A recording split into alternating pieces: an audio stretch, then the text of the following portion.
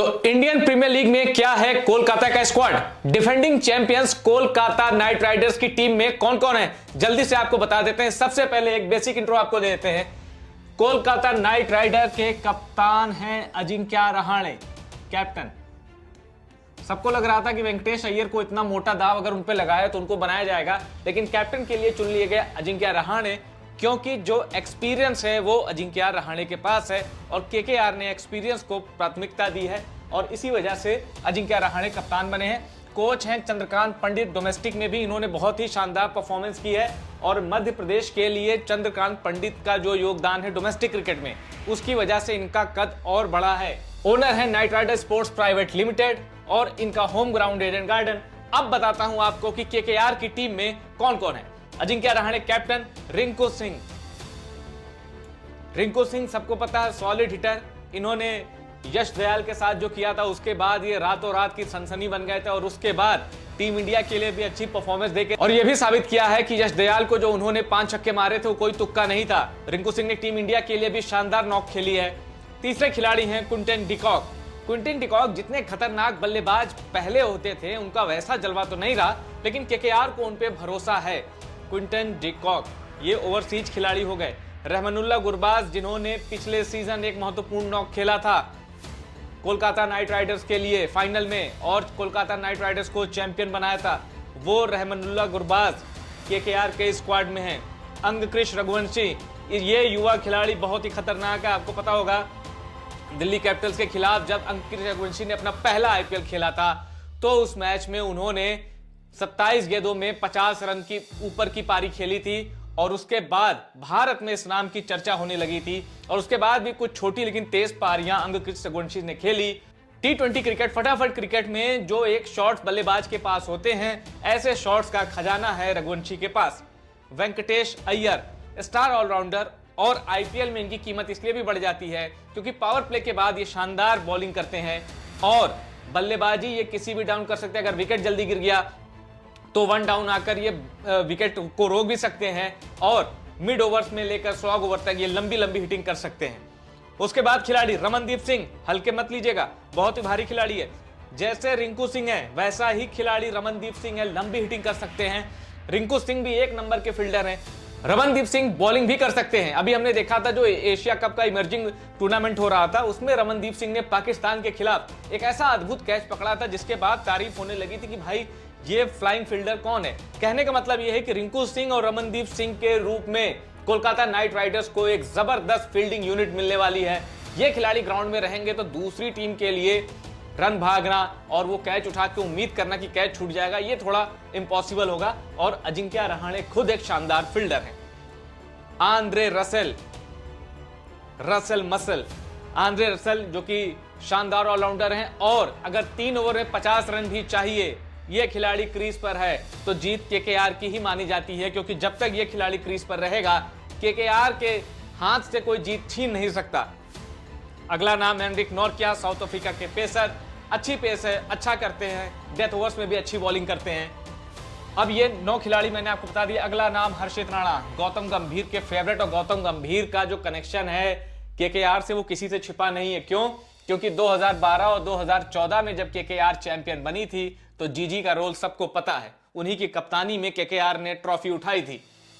सुनील नारायण जिनको कोलकाता ने as a power hitter के तौर पर सेलेक्ट किया और सुनील नारायण से गौतम गंभीर ने कहा था कि मुझे आपकी गेंदबाजी नहीं, आपकी बल्लेबाजी चाहिए। सुनील नारायण ने कई मौकों पर केकेआर को वो शुरुआत दी है। देखना होगा कि क्या इस बार भी सुनील नारायण को ओपन या 1 डाउन में प्रमोट किया जाता है या फिर उनसे एक बॉलिंग ऑलराउंडर की तरह काम लिया जाएगा। वरुण चक्रवर्ती, इसमें कोई शक नहीं कि अगर केकेआर मैच जीतेगी 10 तो उसमें से कम 4 में मैन ऑफ द मैच होगा वरुण चक्रवर्ती। क्यों? क्योंकि लिमिटेड ओवर में, 20 ओवर में इस खिलाड़ी को कॉन्फिडेंस के साथ खेल पाना बहुत ही मुश्किल है। यह खिलाड़ी बैट्समैन के दिमाग पे हावी हो जाता है और जब तक बैट्समैन को समझ में आता है ये उसका विकेट ले लेता है। क्यों? क्योंकि गेंदें अंदर बाहर दोनों तरफ की स्पिन है इनके पास। 1 नंबर का बॉलर है और जिसको कहा जाता है मिस्ट्री स्पिनर। वरुण चक्रवर्ती की मिस्ट्री आईपीएल में भी सॉल्व अभी तक नहीं हुई है क्योंकि हर बार ये परेशान करते हैं ओपोनेंट बल्लेबाजों को। अगला नाम वैभव अरोड़ा। बहुत ही इंप्रेसिव पेस बॉलर हैं। हर्षित राणा और वैभव अरोड़ा की जोड़ी बहुत कमाल कर चुकी है और बहुत मुमकिन है कि वैभव अरोड़ा को भी पेस अटैक की स्क्वाड में रखा जाए। मयंक मार्कंडे, एक बार इन्होंने बहुत ज्यादा प्रभावित किया था। लेग ब्रेक बॉलर हैं, फ्लाइट रेट ज्यादा रखते हैं और इंतजार करते हैं कि बैट्समैन गलती करे और मयंक मार्कंडे विकेट ले। कई बार ये इंपैक्ट प्लेयर के तौर पर खेले हैं, प्रभावित भी किया है, लेकिन मयंक मार्कंडे को प्लेइंग 11 के स्क्वाड में जगह नहीं मिली, यानी इंपैक्ट प्लेयर के तौर पर ही केकेआर ने इन पर भरोसा जताया है। या पिछले मैचों में जब मयंक मार्कंडे खेले थे तब उनको इंपैक्ट प्लेयर के तौर पर तरजीह दी गई थी। रोमन पावल, वेस्ट इंडीज का पावर हिटर, बैटिंग बॉलिंग दोनों कर लेते हैं। वेस्ट इंडीज की लिमिटेड ओवर्स में इन्होंने कप्तानी भी की है और इस खिलाड़ी के पास भी आंद्रे रसेल जैसी हिटिंग करने की क्षमता है। ये खिलाड़ी भी मैच दुश्मन टीम के आंखों के सामने से चुरा सकता है। रोमन पावल। मनीष पांडे कभी ऑरेंज कैप के बहुत दावेदार होते थे, बहुत रन बनाए इन्होंने, 50s बहुत स्कोर की है आईपीएल में इन्होंने। मनीष पांडे जो कि मिडिल ऑर्डर का स्तंभ माने जाते थे, इनके साथ कमी क्या है कि ये सेट होने में पहले 12-15 गेंदें लेते हैं। आईपीएल में 20 ओवर के क्रिकेट में 12-15 गेंदें आपने सेट होने में ले ली तो फिर बॉलिंग टीम को थोड़ा फायदा मिल जाता है। मनीष पांडे के साथ जो ड्रॉबैक है वो उनका स्ट्राइक रेट है, वरना अगर किसी मैच में विकेट जल्दी गिर गए तो केकेआर इंपैक्ट प्लेयर के तौर पर तुरंत मनीष पांडे का ऐलान कर सकती है। स्पेंसर जॉनसन, ऑस्ट्रेलिया का पेसर, यानी ये भी ओवरसीज खिलाड़ी हैं, लेफ्ट आर्म पेसर, बहुत तेज फेंकते हैं, 145 से 150 की इनकी स्पीड है और स्पेंसर जॉनसन बहुत ज्यादा परेशान कर सकते हैं राइट हैंड के बल्लेबाजों को। स्पेंसर जॉनसन पावर प्ले में बहुत ही खतरनाक गेंदबाज साबित हो सकते हैं। लवनीश सिसोदिया, ये खिलाड़ी विकेट कीपर बैट्समैन है, लेफ्ट हैंड बैट्समैन और विकेट कीपर है लवनीश सिसोदिया। अगर इनको मौका मिलता है तो ये भी धमाका मचा सकते हैं। अनुकूल रॉय जो कि इंपैक्ट प्लेयर के तौर पर ज्यादा दिखे हैं, बीच में मुंबई इंडियंस ने भी इनका इस्तेमाल इंपैक्ट प्लेयर के तौर पर किया था। लेफ्ट आर्म बॉलर हैं और अच्छे ऑलराउंडर हैं, फील्डर भी शानदार हैं। देखते हैं कि अनुकूल रॉय और लवनीश सिसोदिया में से अगर बीच में इन्हें कोई अनकैप्ड खिलाड़ी चुनना हुआ, हालांकि अंगिकृष रघुवंशी भी अनकैप्ड है, तो ऐसे में केकेआर किसके साथ जाएगी? मोइन अली, जबरदस्त एक्सपीरियंस है और व्हाइट बॉल क्रिकेट में तो मोइन अली का एक्सपीरियंस कमाल का। ये इंग्लैंड की कप्तानी भी कर चुके हैं और मोइन अली एक ऑफ ब्रेक बॉलर होकर भी विराट कोहली जैसे सबसे बड़े बल्लेबाज को परेशान कर चुके हैं, कई बार उनका विकेट भी ले चुके हैं।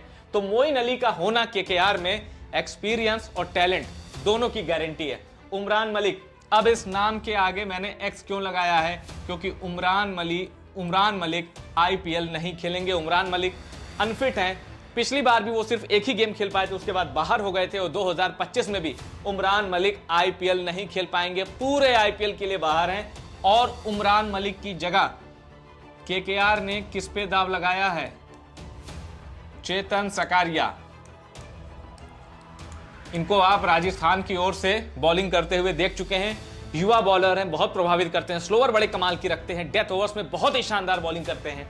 लेकिन चेतन सकारिया को केकेआर ने नेट बॉलर के तौर पर लिया था, किस्मत पलट गई, उमरान मलिक आईपीएल से बाहर हो गए और चेतन सकारिया को टीम में शामिल कर लिया गया।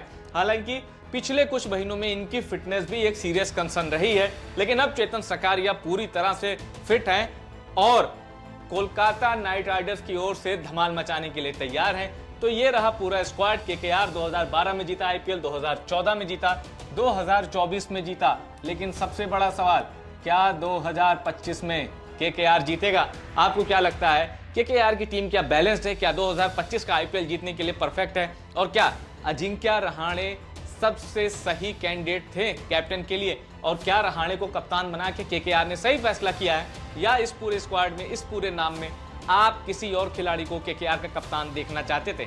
अपने कमेंट प्लीज हमें बताइएगा।